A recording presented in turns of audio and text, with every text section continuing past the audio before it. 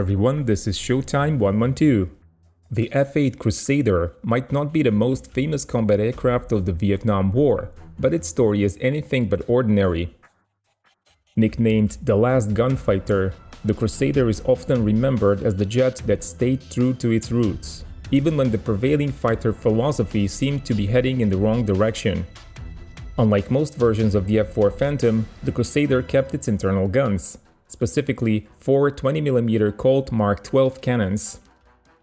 While these guns contributed to the Crusader's legendary status, they weren't actually responsible for most of its aerial victories, or at least not directly. During the Vietnam War, F-8 pilots were credited with downing 19 MiGs. Out of those, only 2 were shot down with guns alone, and 2 more were finished off with guns after being hit by missiles. Still, the presence of those internal cannons played a unique role in the Crusader's success. While the rest of the US Air Force and US Navy shifted pilot training away from the air combat maneuvers, the Crusader community kept their dogfighting skills sharp, simply because the guns were there and they couldn't be ignored. Plus, the Crusader was designed first and foremost as an air superiority fighter. Back in May 1953, Chance Vaught was chosen to design the Navy's first supersonic fighter, the F-8. Around the same time, its closest Air Force counterpart, the F-100 Super Sabre, achieved supersonic level flight for the first time. Both jets ran on the J-57 afterburning engine, but interestingly, the Navy's F-8 was much lighter. The Crusader entered operational service in 1958. Over its production run, 1,219 airframes were built for the US Navy and Marines. The last units were built in 1965 for the French Navy, which became the third major operator. There is also an interesting footnote. The Philippine Air Force bought 35 second-hand Crusaders in 1977, finally retiring them in 1991. Originally, the Crusader was designated F-8U, followed by a dash, a number, and sometimes a letter to indicate the variant. But in 1962, Robert McNamara's standardization led to the now familiar F-8 designation with the letter after it for the variant.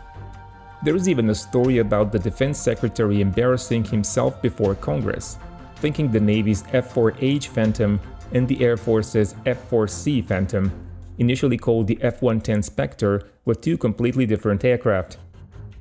The F-8 saw combat in Southeast Asia starting in 1964. Its missions expanded beyond their superiority to include various air-to-ground roles, but combat air patrols remained its bread and butter. The Crusader's first encounter with North Vietnamese MiGs happened on April 3, 1965, near the Thanh Hoa Bridge. MiG pilots claim to have shot down 2 American fighters, though US records show only 1 Crusader damaged. We have covered that story in detail in an earlier video, so check it out if you missed it.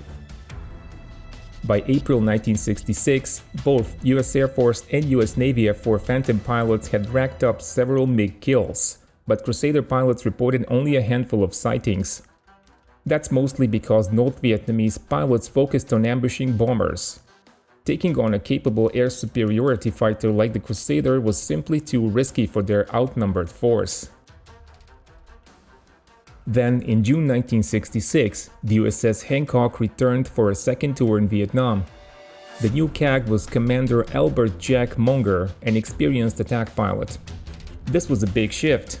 The previous CAG had a fighter background, and Crusader pilots were skeptical about finding MiGs with an attack pilot in charge, when they hadn't had much luck, even with one of their own leading. But Commander Munger noticed something. A1 and A4 pilots were spotting MiGs far more often than the Crusader crews. To lure MiGs into tangling with the Crusaders, the F-8s needed to stick close to the strike group, rather than spreading out as usual. The new tactic didn't pay off immediately, but on June 12, 1966, everything changed. The 39-year-old commanding officer of VF-211, Harold Marr, led a mini-alpha strike from the USS Hancock at noon, with Lieutenant Junior Grade Philip Van Patella as his wingman. The other section from VF-24 was led by Lieutenant Commander Fred Richardson. The 4 Crusaders escorted Skyhawks to a barracks complex north of Haiphong. Flying at just 1,500 feet under a low overcast, they weaved through mountains in poor weather. After the Skyhawks finished their attack, the formation headed north through a mountain pass, the Crusaders following the A-Force.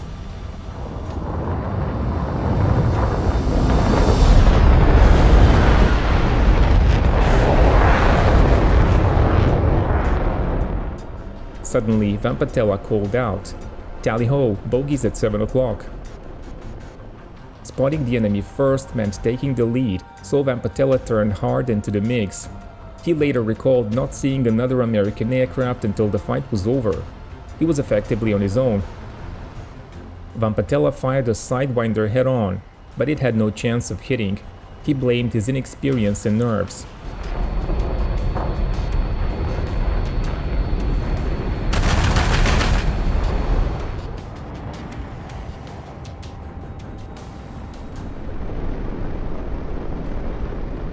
Still, he maneuvered behind one of the MiGs and tried another Sidewinder shot, this time in good firing envelope, but the missile failed to launch.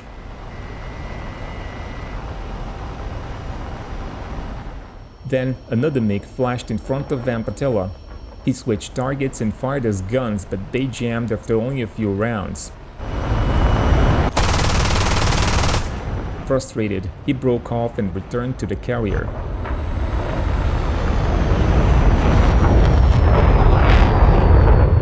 Meanwhile, Harold Marr followed Vampatella into the turn and tried to hit his MiG on the first pass with guns, sparking a tight dogfight.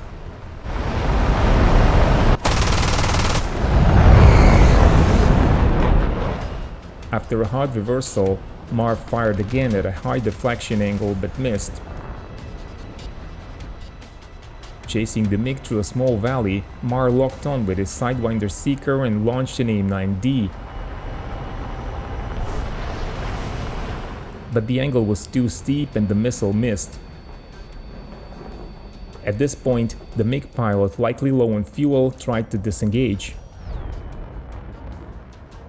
Marr rolled in behind, hit the afterburner, and fired a second Sidewinder from about half a mile away.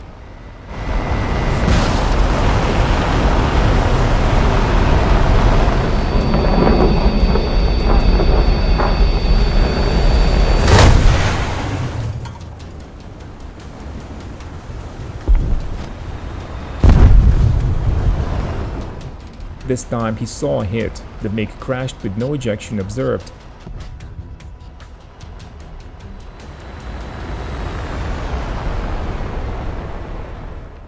The other Crusader section, led by Richardson, engaged the second MiG section. Richardson launched both his Sidewinders, the first at a disengaging MiG which missed, and the second as the MiG section tried to escape into the clouds. Again, no luck. His wingman, Lieutenant Junior Grade Dennis Duffy, also fired a Sidewinder, but it fell short, and he had gun charging issues as well.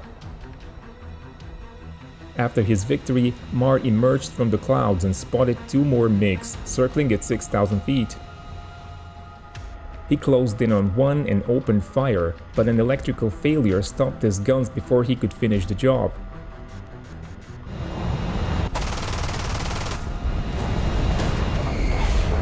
He did see debris fly off the MiG, but there was no fire or explosion, and the MiG escaped.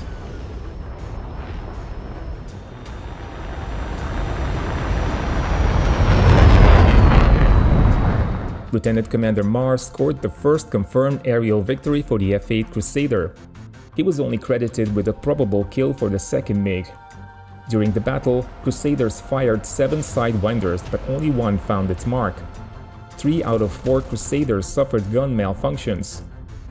Vampatella later reflected that the pilots hadn't maintained section integrity, a mistake even for a community that practiced dogfighting more than anyone else in the US Navy or US Air Force at the time.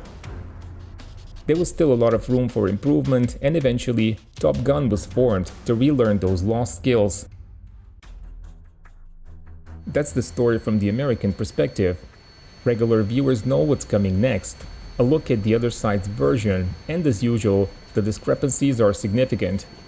According to North Vietnamese sources, two MiG-17 pilots, Le Quang Trung and Vo Van Man, took off from Kep Airfield at 2:43 p.m. After circling for a few minutes, they spotted two Crusaders escorting retreating Skyhawks. Two Crusaders turned to engage, and a dogfight broke out after a head-on pass.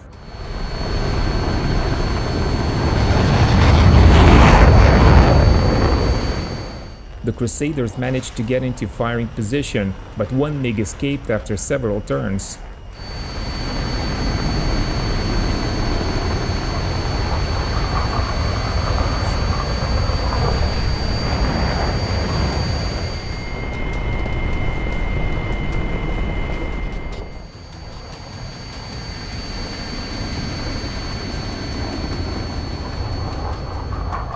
The other, flown by Le Quang Trung, managed to get on the tail of a Crusader and attacked it with guns.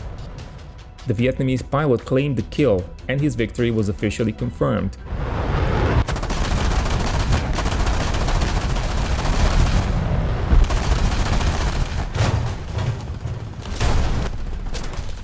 Le Quang Trung would go on to become an ace with 5 victories. Two more MiG-17s launched to the area, but there is no mention of them engaging Richardson's section.